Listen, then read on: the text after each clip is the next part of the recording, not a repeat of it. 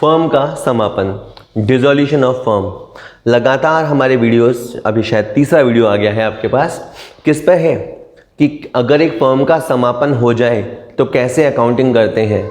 ठीक है, आप समझिए, अभी जब हम अकाउंट्स पढ़ते हैं तो हमारी हैसियत क्या है। हम हैं अकाउंटेंट, कहाँ पे, एक पार्टनरशिप फर्म में। क्या हो रहा है हमारे सामने, हमारी फर्म डिसॉल्व हो रही है, हमें अपॉइंट किया गया कि भाई आप अकाउंट्स देख लेना। ठीक है, हम क्या करेंगे, जो अकाउंट्स हमारे पास हैं, पहले ये समझ लो कि दुकान वाले क्या करेंगे, जो पार्टनर्स हैं वो क्या करेंगे, वो बिजनेस को सेल करेंगे, असेट्स को सेल करेंगे, पैसा आएगा लायबिलिटीज़ को चुकाएंगे, पैसा बचेगा पार्टनर्स को दे देंगे, कम पड़ेगा पार्टनर्स से मंगा लेंगे। ठीक है, अकाउंटेंट क्या करेगा, सबसे पहले जो अकाउंट्स ओपन हो रखे हैं ना बुक्स में, उनको क्लोज करेगा। आज के वीडियो में भी मैं आपको बताऊंगा जर्नल एंट्रीज कि कैसे एक फर्म अपने अकाउंट क्लोज करती है। उससे पहले आपके दिमाग में जब भी ये आए कि ये पढ़ाई कौन सी हमारे काम आ रही है वगैरह, अभी आप उसकी चिंता मत करो। अभी आप ये समझो कि आपको जो टास्क दिया जाता है आप वो कर पाते हो या नहीं, दैट इज़ अभी आपका पढ़ाई करने का काम है तो आपसे पढ़ाई हो पा रही है या नहीं। बाद में जब बिजनेस करने का टाइम आएगा, जॉब करने का टाइम आएगा, यानी अभी आदत पड़ती है कि कुछ अकम्प्लिश करने की। यानी अभी आपको पढ़ाई का टास्क मिला, एक नया चैप्टर आपको मिला, थोड़ा दिन आपको सिखाया और फिर आप वो सीख गए। दैट इज़ लाइफ के हर स्टेज पे जब आपकी एक नई भूमिका बनेगी, नया रोल प्ले करना होगा, तो आपके दिमाग में एक आइडिया रहेगा कि अगर हमें कोई सिखा दे तो हम ढंग से सीख लेंगे और फिर उस काम को कर भी लेंगे। ठीक है, तो अभी आप इस चीज़ को, अभी हर चीज़ को जॉब के साथ, फ्यूचर सक्सेस के साथ मत जोड़िए। अभी केवल ये समझिए कि जो समझाया जाता है वो हमें समझ आता है या नहीं आता। Question, Ram Shyam Mohan were in partnership sharing profit and losses in the proportion of 1/2, 1/3, 1/6। 3 partner है, एक का नाम है राम, एक का नाम श्याम, एक का नाम मोहन। 1/2, 1/3, 1/6। ठीक है, ये 6, इसमें एलसीएम हो गया, 2 का भाग 3 बार, 3 से डिवाइड 6 में 2 बार और 6 डिवाइड होगा 6 से 1 बार। तो ये बन गई आपकी रेशो। पार्टनर्स का आपस में 3:2:1 होता था। The firms balance sheet as on March 18 was as follows. ये फर्म का बैलेंस शीट था। बैलेंस शीट में cash, debtor, stock, work in progress, fixed assets और मोहन्स कैपिटल है। 2 चीज़ें नहीं हैं, एक तो वर्क इन प्रोग्रेस है, दैट इज़ हमने कोई जैसे मान लो बिल्डिंग है, वो बनानी शुरू कर दी, अभी बिल्डिंग बनी नहीं है, 12,400 रुपये हम लगा चुके। या ये गुड्स भी हो सकता है, हम कोई माल बना रहे हैं और अब तक उस माल पे 12,400 लगा चुके। इसी तरह मोहन्स कैपिटल है और इसका डीआर नेचर है। इनफैक्ट यहाँ की लिखी हुई हर आइटम का डीआर नेचर है। You very well know capital का बेसिक नेचर सीआर होता है, तो इसका डीआर नेचर होने का मतलब है इसकी तबीयत ठीक नहीं है। जैसे डॉक्टर रिपोर्ट देखता है ना तो बता देता है कि इसका बीपी ओके है, हार्ट बीट ओके है या नहीं है, वैसे ही मोहन की तबीयत ठीक नहीं है, इसका डेबिट नेचर है। लायबिलिटीज़, जिसका क्रेडिट नेचर होता है, क्रेडिटर्स हमारे ऊपर पैसा मांगते हैं, बिल पेबल हमारे ऊपर पैसा मांगते हैं, इतना पैसा तो हमें बाहर देना है। अकाउंटेंट को नब्ज़ देखनी आनी चाहिए, आपको पता चलना चाहिए हो क्या रहे। आपके पास 86,000 अगर इस तरफ है तो करीबन 36,000 देना भी तो है बाहर के लोगों को। राम की अच्छी कैपिटल लगी हुई है, श्याम की कैपिटल अच्छी खासी लगी हुई है, यानी जो प्राण फंसे हुए हैं इस बिजनेस में तो वो राम और श्याम को है। अगर फर्म के डूबने से किसी को चिंता है तो सबसे ज़्यादा राम और श्याम को चिंता है, क्योंकि उनकी कैपिटल सबसे ज़्यादा लगी हुई है। It was decided to dissolve the partnership on this date. इस तारीख को उन्होंने कहा बंद करो काम धाम, हमें अब काम नहीं करना। म्यूचुअल कंसेंट, आपसी सहमति से बिजनेस बंद कर सकते हैं या फर्म डिसोल्यूशन के बहुत सारे केसेस हो सकते हैं। वो अपन थ्योरी लेक्चर में देखेंगे कि ऐसी कौन कौन से केसेस हैं जब फर्म को डिसॉल्व करना पड़ता है। The fixed assets and stock realise 2,500। तो इस पैराग्राफ को मैं बाद में पढ़ूंगा, सॉल्व भी करता जाऊंगा। फर्स्ट ऑफ ऑल अकाउंटेंट को क्या करना है, सबसे पहले मैं काम लिखता हूं असेट ट्रांसफर। असेट ट्रांसफर, सबसे पहले डेटर दिया होता है तो आप डेटर को क्रेडिट करो कि सर कर दिया। स्टॉक डीआर होता है, स्टॉक को क्रेडिट करो, सर कर दिया। WIP डेबिट होता है, इसे क्रेडिट करो, सर कर दिया। फिक्स्ड एसेट डीआर होता है, इसे क्रेडिट करो, हाँ जी सर। तो एक एक करके आपको अपने सारे असेट्स को ट्रांसफ़र करना है, ठीक है। 32,600। इसमें देखने वाली बात ये होती है कि किसे ट्रांसफ़र नहीं किया गया, ठीक है। नहीं तो मैं ये कह सकता था पूरी असेट साइड ट्रांसफ़र कर दो, लेकिन हमने कैश को ट्रांसफ़र नहीं किया। कोई पूछे क्यों, तो आप बोलना इसका अलग अकाउंट बनेगा। मोहन्स कैपिटल को ट्रांसफ़र नहीं किया, इसका अलग अकाउंट बनेगा। बाकी जिनसे भी पैसा वसूल करना है वो सारी चीज़ें रियलाइजेशन अकाउंट में ट्रांसफ़र होंगी। जी हाँ, वसूली खाता बनेगा। अगर आप डायरेक्ट इस वीडियो पे आए हैं तो पहले आप पुराने वीडियो देख के आइए। 32, 42, 52, 53, 58, 68, 68,000, ठीक है जी बेटा जी, 68,000 पे ट्रांसफ़र हुआ है। उसके बाद मिस्टेक है, देख लेते हैं। 32, 42, 54, 55 और 15, 70 है टोटल, मिस्टेक था 70,000। हाँ जी। इसके बाद क्रेडिटर CR होता है, BPCR होता है, इन दोनों को आप डेबिट कीजिए। तो creditors account debit, bills payable account debit to realisation, इस तरह से आप एंट्री कीजिए। क्रेडिटर और बीपी को आप ट्रांसफ़र कीजिए। ओके, 31,500, 4,500, 36,000। आपने बहुत मोटा काम जो होता है वो कर लिया। अब जैसे जैसे आपको पैराग्राफ बोलता जाए वैसे वैसे आप समझ के करते जाओ। इट वॉज डिसाइडेड, ये तय हुआ, to dissolve the firm. Partnership का डिसोल्यूशन था, इसीलिए अपन ने ये सब किया। The fix assets and stock realise 2500। बताओ यार कितना बुरा हुआ इनके साथ, बहुत कम पैसा आया है। यहाँ पे स्टॉक और फिक्स एसेट्स से मिला के इनके पास केवल 2,500 रुपये आया है। तो कैश आया, cash account DR to realisation कि सर ज़्यादा आता तो ज़्यादा आता, कम आता, अपने को यही एंट्री करनी है। जितना पैसा लिखा हुआ है उतना पैसा कैश टू रियलाइजेशन। ओके, ये आपने क्या किया, अभी अभी असेट्स को आपने सेल किया। दिमाग में आएगा sir cash account DR to fix assets आना चाहिए ना, तो फिक्स एसेट्स को आप पहले ही क्रेडिट कर चुके, स्टॉक को आप पहले ही क्रेडिट कर चुके, दोबारा क्रेडिट मत करना। इसके बाद work in progress had been over valued by 2400। पहली बात तो हैड बीन का सेंस आता है पास्ट परफेक्ट में कि भाई WIP को 2,400 ज़्यादा दिखा दिया गया था। फिर सुनना लैंग्वेज, WIP को 2,400 ज़्यादा दिखाया गया था। इसका मतलब ये 12,400 कभी था ही नहीं, ये एक्चुअली 10,000 था। हमने 12,400 दिखा दिया, ये मानते हैं, लेकिन ये भी कहते हैं कि हमने इसे ज़्यादा दिखा दिया था। तो कोड वर्ड में इसका मतलब है कि आपके पास कैश आएगा लेकिन आपके पास केवल 10,000 आएगा। जितना आपको दिख रहा है उतना कतई नहीं आएगा, क्योंकि जो आप देख रहे हो वो ज़्यादा फिगर है। देखिए एक वर्ड होता है ओवर वैल्यूड। जब हम किसी चीज़ को चढ़ा देते हैं ना, होता उतने का नहीं है लेकिन हम उसे चढ़ा देते हैं, ओवर वैल्यूड। ठीक है, आगे लिखा है bad debts and discount allowed amounted 1600। इसका ये मतलब है कि जब हम डेटर से वसूली करने गए तो कुछ लोग तो हमारा पैसा खा गए और कुछ लोगों को हम डिस्काउंट दे के आए। बैड डेट्स के चक्कर में भी पैसा नहीं मिलता और डिस्काउंट के चक्कर में भी पैसा नहीं मिलता, तो हमारे पास 31,000 ही आ पाया। दैट इज हम लेने तो गए थे 32,600, पर बैड डेट्स और डिस्काउंट के चक्कर में 1600 हमें नहीं मिला। Only we could receive 31,000।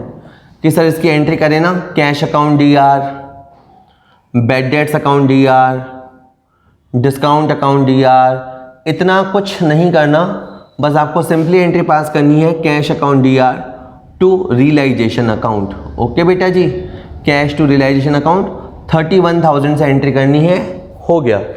आगे the bill payable were paid off, BP निपटा दिए गए, BP चुका दिए गए, तो हमारा कैश गया। 11th क्लास होती तो हम बोलते BP account DR to cash कि हमने लायबिलिटी का पेमेंट किया तो वही है, पर आपको उसकी जगह लिखना है रियलाइजेशन। इस कहो इस चैप्टर में कि एंट्रीज रियलाइजेशन के थ्रू पास होती हैं। ये एक चैनल है, सारी एंट्री यहीं से पास होती है। 4,500 का पेमेंट हुआ realisation account DIR to cash. ठीक है बेटा जी। एक और देख लो, the creditors were paid less discount of 5%। हमने क्रेडिटर्स को पे किया 5% डिस्काउंट कम करते हुए।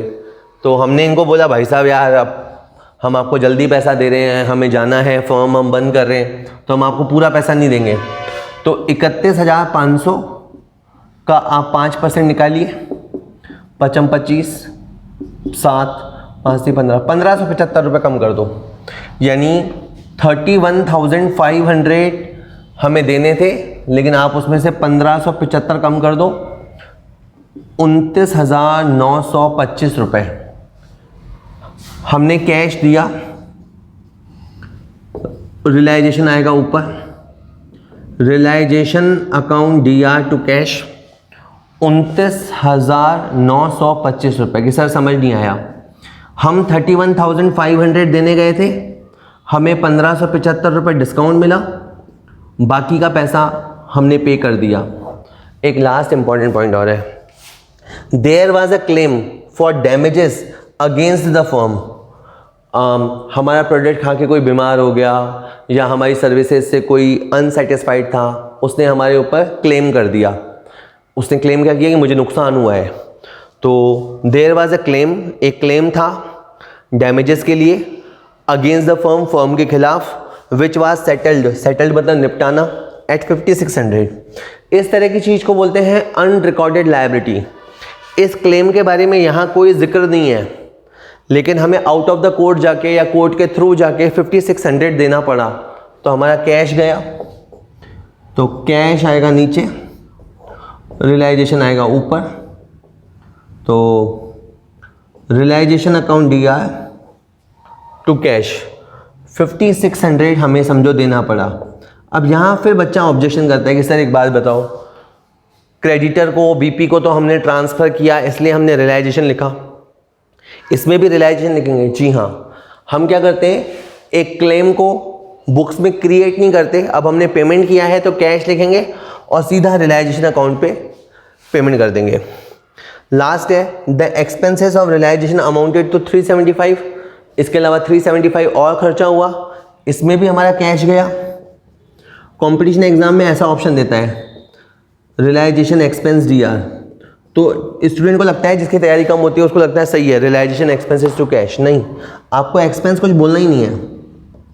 आप बात समझो, ये अकाउंट क्लोज करने का टाइम है, नए खाते मत बनाओ। आपने पेमेंट किया, एंट्री सिंपली पास करो, realisation account DIR to cash.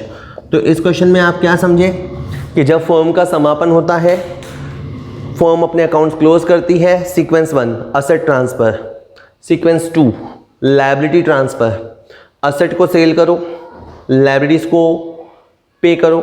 उसके बाद 2-3 काम और होते हैं, जैसे प्रॉफिट या लॉस निकालना। यानी अभी हमने इतनी सारी चीज़ों को बेचा और इतनी सारी लायबिलिटी को निपटाया, तो हमें प्रॉफिट हुआ या लॉस हुआ। उस प्रॉफिट या लॉस की जानकारी के लिए बनता है रियलाइजेशन अकाउंट। वो अपन अगले वीडियो में बताएंगे। इस वीडियो में अभी अपन एक और बार जनरल एंट्रीज ही देखेंगे। चलिए, हो गया है।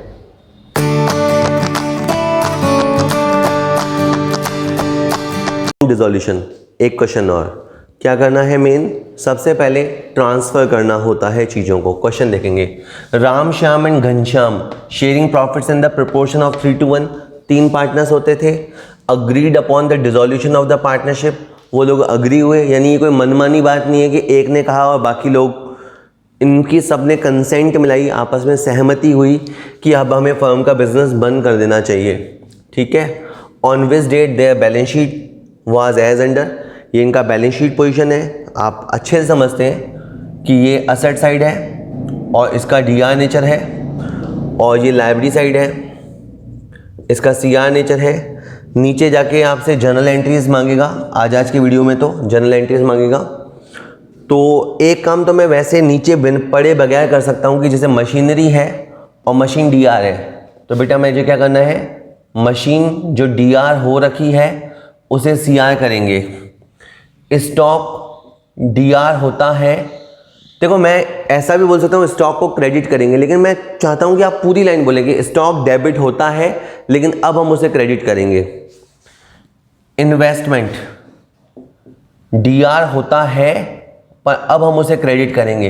इन सब का क्या अंत समय आ गया है, जैसे इंसान का अंत समय आता है ना, अपना तो नहीं आया है पर इनका आ गया है। जॉइंट लाइफ पॉलिसी है, इसका डीआर नेचर है, इसको आप सीआर कर दो, ठीक है। डेटर्स है, डेटर डीआर होता है, डेटर को सीआर कर दो। इसके अलावा घनश्याम कैपिटल दे रखा है, बैंक बैलेंस दे रखा है और रिजर्व दे रखा है। इन तीन चीज़ों को मैंने नहीं छेड़ा। जो आपको यहाँ पे दिखाई दे रहा है ना, जैसे 40 या 500, this is known as book value. तो कभी आपसे थ्योरी क्वेश्चन पूछा जाएगा कि रियलाइजेशन अकाउंट में ट्रांसफ़र किया जाता है असेट्स को किस वैल्यू पे, मार्केट वैल्यू पे, बुक वैल्यू पे, सेलिंग वैल्यू पे। तो बुक वैल्यू, ये जो बुक वैल्यू लिखी होती हैं उन वैल्यूज़ पे हम उसे ट्रांसफ़र कर देते हैं। एक्चुअली जितना दिख रहा है उतना ही तो हटाओगे कि सर ये आपने पॉलिसी को भी बांट दिया। बिल्कुल मैंने बांट किया, मतलब पॉलिसी को भी ट्रांसफ़र कर दिया, as like any other assets हमने इसे भी ट्रांसफ़र कर दिया। और डेटर तो सर 8700 है ना, नहीं बेटा डेटर ये है 9300। हमें डाउट है, हमें 600 मिलने पे डाउट ज़रूर है, बट इट डजंट मीन कि हमारे डेटर 8700 के रह गए कि सर पे क्या करेंगे। अरे जोड़ना है यार, 40 47 67 81 90 90,000 और 1100 1600 और 500 और है 2100 2180 92,180। ये लिखा बेटा जी मैंने रियलाइजेशन अकाउंट। वापस जोड़ देते हैं, 40 47 67 81 90 90 तो ये हो गए, 3 8 11 11 21 2180। हाँ जी, तो पहली एंट्री हो गई ट्रांसफ़र की। अब आप भूलिएगा नहीं, ये जो रिजर्व है इसका सीआर नेचर होता है, ठीक है। तो मैंने लिखा जी बैड डेट्स रिजर्व, पॉपुलरली जिसे हम पीबीडी बोलते हैं, सच में ये पीबीडी ही दे रखा है पीबीडी क्रेडिट होता है, तो आप उस पीबीडी को डीआर कीजिए और टू रियलाइजेशन आएगा। तो डेटर इसमें गया तो डेटर पे जो बेस्ड आइटम है वो भी रियलाइजेशन में जाएगी, ठीक है। मैं कई चीज़ें आपको एक साथ नहीं समझा रहा, समय आने पे धीरे धीरे बताता जाऊँगा। ये घनश्याम कैपिटल है कि सर ये कैपिटल यहाँ क्या कर रही है, तो घनश्याम की कैपिटल नेगेटिव हो गई है और डीआर नेचर है, इसका आपको कुछ नहीं करना। और ये बैंक बैलेंस है जिसका डीआर नेचर है, इसका आपको कुछ नहीं करना, ठीक है। तो आपको ये भी याद रखना होता है कि जिसका कुछ करना है कैसे करना है और किसका कुछ नहीं करना। अच्छा, राम कैपिटल श्याम कैपिटल का सीआर नेचर होता है कुछ नहीं करना। ये है मिसेज राम्स लोन, भाभी जी। तो ये भाभी जी बैलेंस शीट में है ना कि छत पे है, तो भाभी जी को ट्रांसफ़र कर दो। तो आप यहाँ लिखेंगे मिसेज राम्स लोन कि सर क्या, ये सीआर नेचर है ना बेटा, इसे डीआर कर दो। ये क्रेडिटर है ना, इनको भी आप डीआर कर दो। हमें तो कोई भेदभाव करना नहीं है, ठीक है। हमारे लिए क्रेडिटर भी आउटसाइडर है और भाभी जी भी आउटसाइडर है। राम श्याम और घनश्याम घर के लोग हैं, बाकी सब बाहर के लोग हैं। अब ये दो तो ट्रांसफ़र होंगे, इसमें तो आपको कोई किंतु परंतु नहीं लगेगा, ओके। ये 10,000 है और 18,500 है। अब यहाँ के बाद कुछ लोग इसको लेके प्रॉब्लम करते हैं, लाइफ पॉलिसी फंड। कुछ लोग कहते हैं ये फंड है और इसे पार्टनर्स में डिस्ट्रीब्यूट करो। ये इन्वेस्टमेंट फ्लक्चुएशन फंड है नीचे वाला, इसे भी पार्टनर्स में डिस्ट्रीब्यूट करो। देखिए ये लाइफ पॉलिसी फंड किस पे बेस्ड आइटम है, इस पे। इधर जॉइंट लाइफ पॉलिसी है और ये लाइफ पॉलिसी फंड है। इसी तरह ये इन्वेस्टमेंट है और ये इन्वेस्टमेंट फ्लक्चुएशन फंड है। तो आप एक रूल ये बना लीजिए कि इस पॉलिसी को हमने रियलाइजेशन में डाला, तो इस पॉलिसी पर जो फंड है या इस पॉलिसी की रक्षा हेतु जो फंड है उसे भी हम रियलाइजेशन में डालेंगे। इस इन्वेस्टमेंट को हमने रियलाइजेशन में डाला तो इस फ्लक्चुएशन फंड को भी हम रियलाइजेशन में डालेंगे। अब आप कंफ्यूज मत हो, ये दोनों CR हो रखे हैं, मैंने लिखा life policy fund debit, investment fluctuation fund debit to realisation. जी हाँ, मैं दावे से कहता हूं कि आपको इसे पार्टनर्स कैपिटल में डालने की ज़रूरत नहीं है, आप इसे रियलाइजेशन में डालिए। लेकिन मैं आपको एक बात बताना चाहता हूं कि ये लायबिलिटीज़ नहीं है। लाइफ पॉलिसी फंड हमने बना रखा है, लेकिन ये हमें पैसा किसी को देना नहीं है। इन्वेस्टमेंट फ्लक्चुएशन फंड हमने बना रखा है, लेकिन ये पैसा हमें किसी को देना नहीं है। आगे, the life policy is surrendered for 12,000। इसके बाद हमने असेट को निपटाना शुरू किया। फर्म के समापन में होता क्या है कि असेट्स को बेचा जाता है।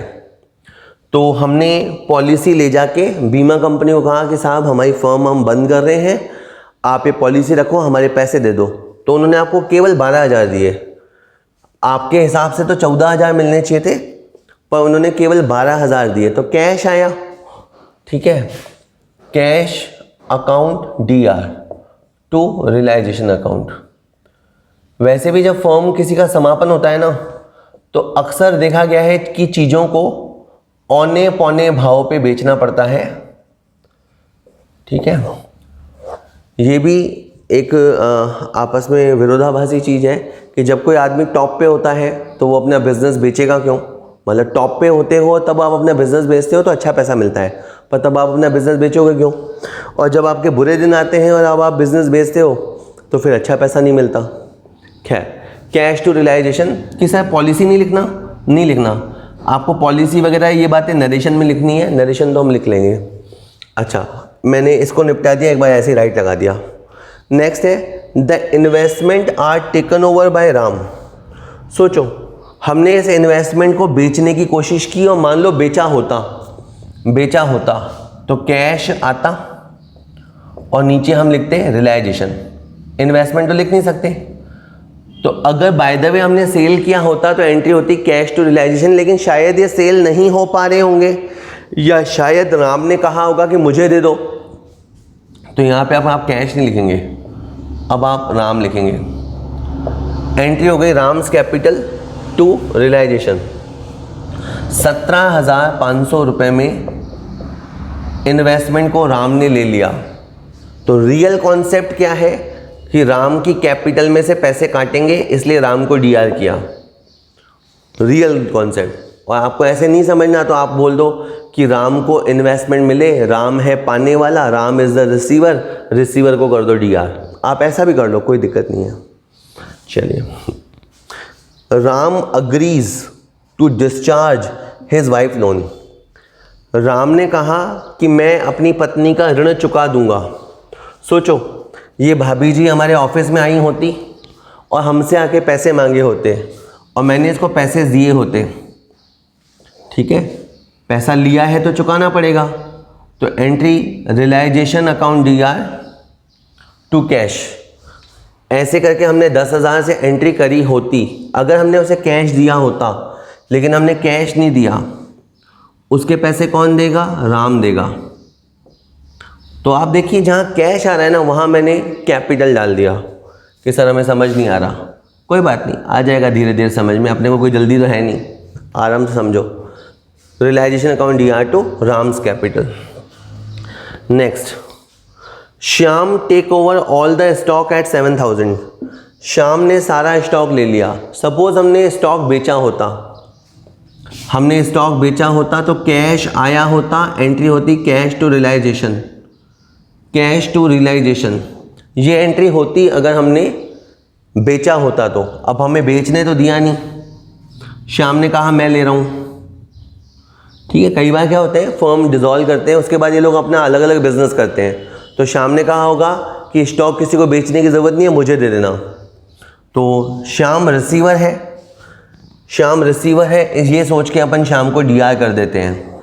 वैसे रियल रीज़न ये है कि अब ये पैसा जो 7,000 है वो हम श्याम के अकाउंट में से काटेंगे, because Shyam is receiving something, तो 7,000 हम उसके अकाउंट में से काटेंगे। Next, and debtor amounting to 5,000 at 4,000। अच्छा, दो बातें लिखी हुई हैं। श्याम ने एक तो पूरा स्टॉक ले लिया और थोड़े से डेटर्स ले लिए। ध्यान दीजिएगा, श्याम ने पूरा स्टॉक ले लिया और थोड़े से उसने डेटर ले लिए 4,000 में, तो 11,000 रुपये। यानी उसने एक तो कहा स्टॉक मुझे दे दो और ये डेटर की लिस्ट मेरे को पकड़ा दो, मैं इनसे पैसे वसूल कर लूँगा। अब आप गौर कीजिए, आपके जो डेटर है वो 9,300 के हैं। डेटर का मतलब क्या होता है, बहुत सारे लोग हैं। इसमें से जो 5,000 के डेटर्स हैं उनसे तो जो वसूली है वो श्याम करेगा और बाकी डेटर से हम वसूली करेंगे। कि सर ये कहाँ लिखा हुआ है? देखो, डेटर 9,300 है, ये बात तो बैलेंस शीट में लिखी हुई है। और श्याम ने जो डेटर्स 5,000 के थे उनको 4,000 में लिया। कहने का मतलब है कुछ डेटर्स से तो वसूली श्याम करेगा और बाकी डेटर्स से हम वसूली करेंगे। इसके बाद ये लिखा है कि मशीन ने सोल्ड, मशीन को बेचा गया, तो कैश आएगा। अब ये आपको आसान लगेगा। ये भी इंटरेस्टिंग चीज़ है कि पहले क्या है, हर चीज़ अपने को मुश्किल लगती है फिर जब अपन ज़्यादा मुश्किल चीज़ें देखते हैं, तो फिर कम वाली बाकी चीज़ें फिर कम मुश्किल लगते हैं। इसीलिए अपने ट्रू पोटेंशियल को पता करने के लिए हमें ज़्यादा से ज़्यादा चीज़ें करनी चाहिए और फिर बहुत सारी चीज़ें हमें ऑटोमेटिक आसान लगने लग जाती है। अब जैसे यही एंट्री देख लो, मशीन सेल, हाँ तो कैश टू रियलाइजेशन हो गया, क्योंकि इससे टफ एंट्री थोड़ी तुमने यहाँ देख ली ना, तो अब तुम्हें ये एंट्री ईजी लग रही है। इसी तरह से लिखा है द रिमेनिंग डेटर्स, रिमेनिंग मतलब बचे हुए डेटर्स से 50% मिला। मैं फिर कहना चाहता हूँ, कुछ डेटर्स तो श्याम के पास चले गए, यानी उनसे श्याम वसूली करेगा, और जो बचे हुए डेटर्स हैं उनसे 50% वसूली हुई। 4300 के सामने 2150 रुपया आया, तो आपको एंट्री करनी है cash account DR to realisation, cash account DR to realisation, ठीक है। और आपको केवल 2150 की एंट्री करनी है, बैड डेट्स की एंट्री नहीं करनी। इसके बाद लिखा है एक्सपेंसेस ऑफ रियलाइजेशन 600 रुपये आपका खर्च हो गया, तो आपका कैश गया, ऊपर आ जाएगा रियलाइजेशन। तो बड़े मज़े से आने लगेगा रियलाइजेशन टू कैश, और ये एंट्री बेटा जी हो जाएगी 600 रुपये से। इसके बाद आप क्वेश्चन में ये देखो कि question is silent about creditors, ठीक है। तो आपको ये पैसा दे के आना है, खाना मत, खाने देंगे भी नहीं वो लोग, आपको पैसे दे के आने हैं। तो कैश गया, ऊपर आ जाएगा रियलाइजेशन, तो एंट्री बनेगी बेटा जी रियलाइजेशन टू कैश, और ये एंट्री आपकी बन जाएगी 18,500 से।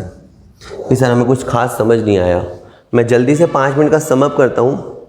डिसॉल्यूशन के क्वेश्चनों में फर्म अपना बिजनेस बंद करेगी, हम अकाउंटेंट होने के नाते हमारे पास जो अकाउंट्स खुले हुए हैं, ओपनड अकाउंट्स हैं, उनको क्लोज करेंगे। मशीन अकाउंट डेबिट साइड पे ओपन होता है, आप जानते हैं।